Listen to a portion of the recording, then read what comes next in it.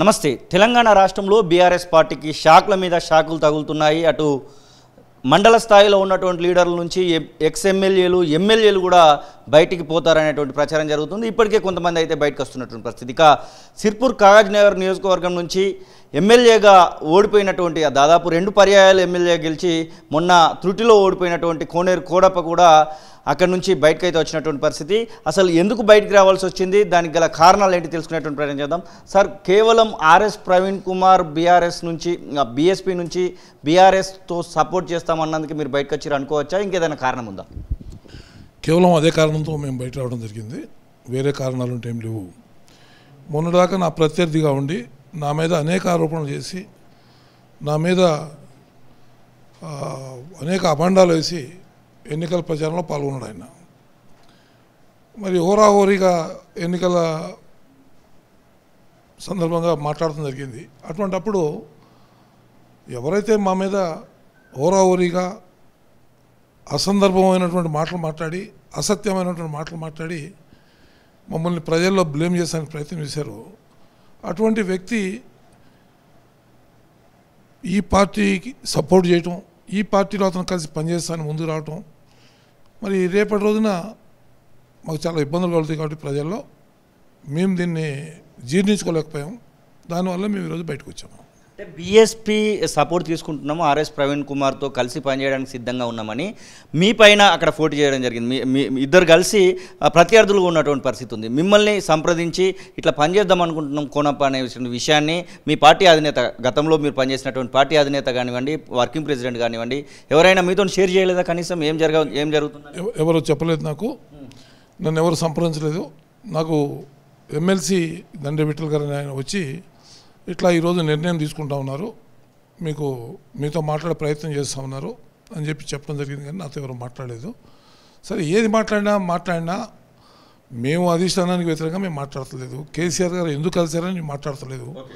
వాళ్ళ పొత్తుల గురించి నేను మాట్లాడతలేదు. వాళ్ళ పొత్తులు కూడిన దాని గురించి నేను మాట్లాడతలేదు.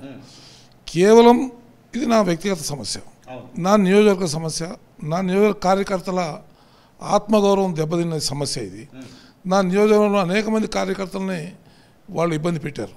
అటువంటప్పుడు ఆ కార్యకర్తలను తీసుకుని, వాళ్ళ మనోభావాలు దెబ్బతిన్న కార్యకర్తలను తీసుకుని నేను మళ్ళీ రేపటి రోజున బీఆర్ఎస్ నాయకత్వం వరిదిల్లాలి, బీఎస్పీ నాయకత్వం వరిదిల్లాలి అనలేను నేను. కాబట్టి నాకు అవసరం లేదు. అటువంటి ఆత్మాభిమానాన్ని చంపుకుని నేను బతకాల్సిన కర్మ నాకు పట్టలేదు. నా విధానం నాకుంది. నేను ప్రజలతో కష్టపడి పనిచేశాను. చాలాసార్లు ఓడిపోయిన తర్వాత మీడియా చిట్చాట్లలో ప్రత్యక్షంగా నేను మాట్లాడుతూ కోనప్ప త్రుట్లో ఓడిపోవడం జరిగింది. అసలు కోనప్ప ఓడిపోవడం అనేదే మేము అసలు జీర్ణించుకోలేకపోతున్నామని మీ పార్టీకి సంబంధించినటువంటి, మీరు గతంలో పనిచేసినటువంటి పార్టీకి సంబంధించినటువంటి వర్కింగ్ ప్రెసిడెంట్ కేటీ రామారావు చెప్పినటువంటి సందర్భం అయితే ఉంది. అంటే కేటీ రామారావు కూడా మీతో పాటుగా ఈ విషయాన్ని షేర్ చేసేటువంటి ప్రయత్నం కూడా చేయలేదా? అసలు మీరు బయటకు వచ్చేటప్పుడు వారితో మాట్లాడేటువంటి ప్రయత్నం జరగలేదా? టీవీలో చూసాం, కేసీఆర్ గారు వారు కూర్చొని మాట్లాడతాం. నిన్నటి వరకు కేసీఆర్ గారిని నా నియోజకవర్గంలో, మరి బయట నియోజకవర్గాల సంగతి తెలియదు కానీ నా నియోజకవర్గంలో విపరీతంగా విమర్శించారు. కేసీఆర్ గారిని పర్సనల్గా విమర్శించారు. దొరల పాలన, గడిల పాలన, బడిల పాలన, కమ్మ, రెడ్డి అని చెప్పి నోటికొచ్చిన మాట్లాడారు. మీరు అగ్ర వర్ణాలు అని చెప్పి మాట్లాడారు.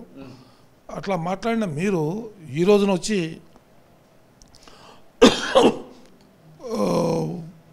మేము పోయి వాళ్ళు మాట్లాడతాం, వాళ్ళు వీళ్ళు మాట్లాడాలని సంప్రదించడం, ఇవన్నీ మేము జీర్ణించుకోలేకపోతున్నాం. అందుకోసమని చెప్పి మా నిర్ణయం మేము తీసుకున్నాం. రేవంత్ రెడ్డిని కలిసి ఎలాంటి విషయాలను చర్చించారు?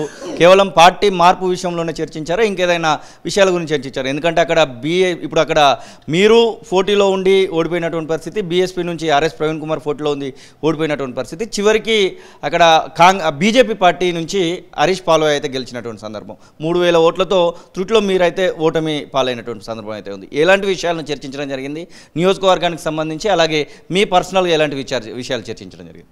ముఖ్యమంత్రిగా వారిని కలవడం జరిగింది. నా నియోజకవర్గంలో కొన్ని సమస్యలు ఉన్నాయి.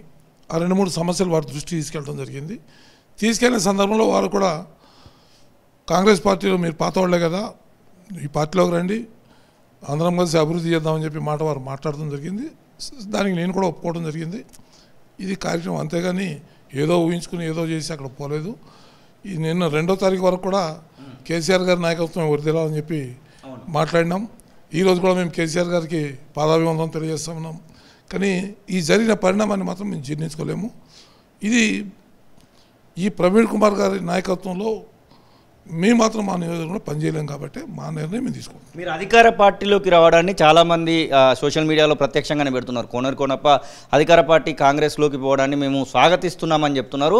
అలాగే మీ పైన కొంత మేరకు వాళ్ళు కూడా ఒత్తిడి పెంచేటువంటి ప్రయత్నం చేస్తున్నారు. ఎందుకంటే అక్కడ బీజేపీ ఎమ్మెల్యే ఉన్నాడు కాబట్టి అక్కడ ఫండ్స్ రావడమైనా కానివ్వండి, పనులు జరగడమైనా కానివ్వండి మీతోనే అవుతాయి అనేటువంటి ఒక ఆశాకిరణంగా మీరు కనబడతా ఉన్నారు. వారికి ఎలాంటి మాటలు చెప్పబోతున్నాం? మీ నియోజకవర్గంలో మీకు 60,000 పైచిలకు ఓట్లు పడ్డటువంటి సందర్భం మొన్న. ప్రజలకి నేను అండగా ఉంటాననే నమ్మకం ఉంది. నియోజకవర్గం ప్రజలందరూ కూడా కోనప్ప గారు ఈ నియోజకవర్గం అభివృద్ధి చేస్తాడు కానీ ఎక్కడ కూడా ఇబ్బంది ఉండదనే మాట వాళ్ళకి పూర్తి నమ్మకం నా మీదే ఉంది. వేరే విషయాలను చెప్పాల్సిన అవసరం లేదు, వేరే వాళ్ళ గురించి మాట్లాడాల్సిన అవసరం లేదు. ఎవరి సత్తా ఏంటో ఎవరి స్థాయి ఏంటో కూడా ప్రజలకు తెలుసు. ప్రజలు అయ్యో ఇది ఎట్లా అయిందనే ఆశ్చర్యం కూడా ఈరోజు వ్యక్తం చేస్తూ ఉన్నారు. అయితే నేనేమంటా అంటే నా నియోజకవర్గం ప్రజలకి నా మీద పూర్తి విశ్వాసం ఉంది. అవసరానికి కోనప్ప మాకు సాయం చేస్తాడు, అందుబాటులో ఉంటాడనే నమ్మకం ఈరోజు ప్రజలని కల్పించగలిగాను. నేను ఎప్పుడు జాయిన్ అవ్వబోతున్నారు? కాంగ్రెస్ పార్టీ కండువాన్ని ఎప్పుడు కప్పుకోబోతున్నారు? మీరు పూర్తి స్థాయిలో కాంగ్రెస్ పార్టీ లీడర్గా ఎప్పుడు మారబోతున్నారు? సీతక్క గారు మా జిల్లా ఇన్ఛార్జి, వారిని కలవాల్సిన అవసరం ఉంది, వారితో సంప్రదించాల్సిన అవసరం ఉంది. వారితో మాట్లాడిన తర్వాత నిర్ణయం తీసుకుంటాం. ఇంకొక విషయం ఏంటంటే ఉమ్మడి ఆదిలాబాద్ జిల్లాలో బీజేపీ పార్టీకి కూడా చాలా ఓట్లు రావడం జరిగింది. ఇప్పుడు ఎంపీ ఎలక్షన్స్ కూడా ముందు రాబోతున్నటువంటి తరుణం అయితే కనబడతా ఉంది. ఇటు పెద్దపల్లి అటు ఉన్నటువంటి ఆదిలాబాద్ నియోజకవర్గాలు రిజర్వ్డ్గా ఉన్నాయి. ఒకటి ఎస్టీ ఒకటి ఎస్సీ రిజర్వ్డ్గా కనబడతా ఉన్నాయి. ఈ నియోజకవర్గాలను బీజేపీ కైవసం చేసుకోవాలని ప్రయత్నం చేస్తుంది. అటు బీఆర్ఎస్ కూడా అంతే ప్రయత్నం చేస్తూ ఉంది. మీరు ఇప్పుడు అధికార కాంగ్రెస్ పార్టీలోకి వస్తున్నారు. ఎట్లా ఉండబోతుంది అనుకుంటున్నారు? మీ జాయినింగ్ వలన కాంగ్రెస్ పార్టీకి ఎలాంటి ఉపయోగం జరగబోతుంది అనుకుంటున్నారు? నా పరిధి సిర్పూర్ వరకే. నేను సిర్పూర్ నియోజకవర్గం వరకే మాట్లాడగలుగుతాను. నేను వేరే జిల్లాలు వేరే చోట నేను అంత రాజకీయం మాట్లాడాల్సిన స్థాయి నేను ఉండదలుచుకోలేదు, నాకు అంత అవసరం లేదు. నా నియోజకవర్గ సమస్యలు నా ప్రజలే, నా సిర్పూర్ వరకే నా పరిమితం. నేను ఏమంటున్నా అంటే వేరే చోట్ల జరిగే పరిణామాలు వాటికి నేను సమాధానం చెప్పాల్సిన అంత పెద్ద గొప్ప వ్యక్తిని అయితే కాదు నేను. మీ నియోజకవర్గం ఇప్పుడు మీ నియోజకవర్గం కూడా ఎంపీ ఎలక్షన్స్లో ఉండాల్సినటువంటి అవసరం ఉంది. దాదాపు 180,000 ఓట్ల వరకు మీ నియోజకవర్గం నుంచి కూడా పడతాయి. కాంగ్రెస్ పార్టీకి మొన్న జరిగినటువంటి ఎలక్షన్స్లో చాలా తక్కువ ఓట్లు వచ్చినటువంటి సందర్భం కనబడుతుంది. మీ చేరికతో దాని ప్రభావం ఎట్లా ఉంటుంది? ప్రయత్నం చేస్తాం. కాంగ్రెస్ పార్టీ సంక్షేమ కార్యక్రమాలు ఇవన్నీ కూడా ప్రజలకు తీసుకెళ్తాం.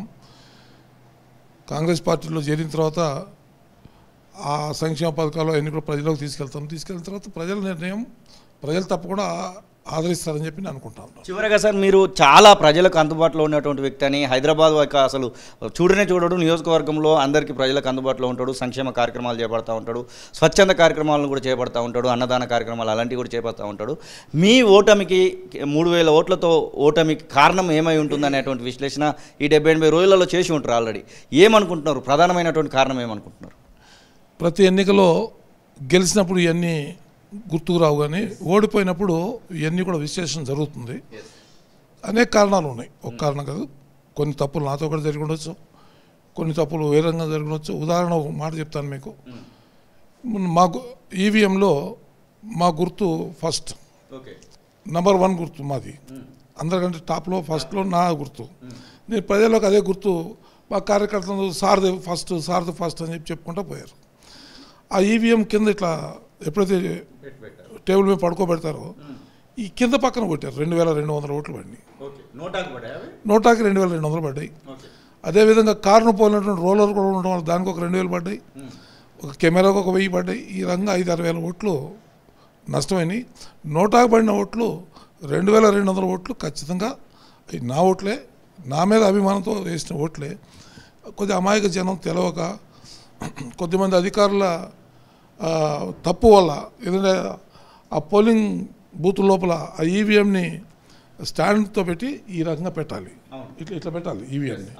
కానీ వాళ్ళు ఏం చేశారు, ఇట్లా పెట్టేసే వరకు అమాయక జనం ఫస్ట్ అని చెప్పి కింద కొట్టడం వల్ల కూడా కొంత నష్టపోయింది. టెక్నికల్గా నష్టపోయినాం. కొన్ని ఆ 317 జీవో వల్ల కూడా మేము నష్టపోయినాం. అనేక సమస్యలు ఉంటాయి. కర్నూలు చావుకి 100 కారణాలు అన్నట్టు మా ఓటింగ్ కూడా ఉంటాయి. గెలిచినప్పుడు ఇవన్నీ మనం విశ్లేషణ చెయ్యం. ఓడిపోయినప్పుడు వాడు ముంచిండు ఈడు ముంచిండు ఇవన్నీ మామూలు రాజకీయాల్లో నడుస్తూనే ఉంటాయి. మీ అభిమానులు చాలామంది ఎదురు చూస్తున్నారు, కోనేరు కొనప్ప అధికార పార్టీలోకి రాబోతున్నాడు కాబట్టి ఏదో ఒక పదవి వస్తే ఇంకా బాగుంటుంది అనేటువంటి ఆశ కూడా కనబడుతుంది. కార్పొరేషన్లు కనబడుతూ ఉన్నాయి, కమిషన్లు కనబడుతూ ఉన్నాయి, ఇంకా చాలా రకాలైనటువంటి విషయాలలో కనబడుతూ ఉన్నాయి. అలాంటి ఆలోచన ఒకవేళ అధికార పక్షం నుంచి వస్తే సీఎం రేవంత్ రెడ్డి ఈ పదవిలో మీరు ఉంటే బాగుంటుంది కొనప్పన్న అంటే మీరు ఎలాంటి దాన్ని తీసుకోబోతున్నారు? ఎమ్మెల్యే పదవి కంటే పెద్ద అయితే ఇప్పుడు ఏం లేవు. నేను ఏమన్నా అంటే 3 సార్లు చేసిన ఎమ్మెల్యే, ఇంకా దానికంటే పెద్ద పదవులు అయితే ఇప్పుడైతే ప్రస్తుతానికి నాకైతే కనపడతలేదు. ఈ పదవులనే నేను అడగలేదు, నాకు అవసరం కూడా లేదు, దాని మీదనే ఆశ కూడా పడతలేదు. ఇది కోనేరు కోనప్ప చెప్తున్నట్టు మాటలు. ఖచ్చితంగా నా పైన ప్రత్యర్థిగా వచ్చినటువంటి వ్యక్తి ఇప్పుడు బీఆర్ఎస్ పార్టీలోకి రావడం మూలంగానే నేను పార్టీ మార్పు ఖచ్చితంగా తథ్యం అనేటువంటి విషయాన్ని అయితే వారు చెప్తున్నటువంటి పరిస్థితి. కెమెరా పర్సన్ సతీష్తో కలిసి శ్రీనివాస్ తొలివెలుగు, హైదరాబాద్.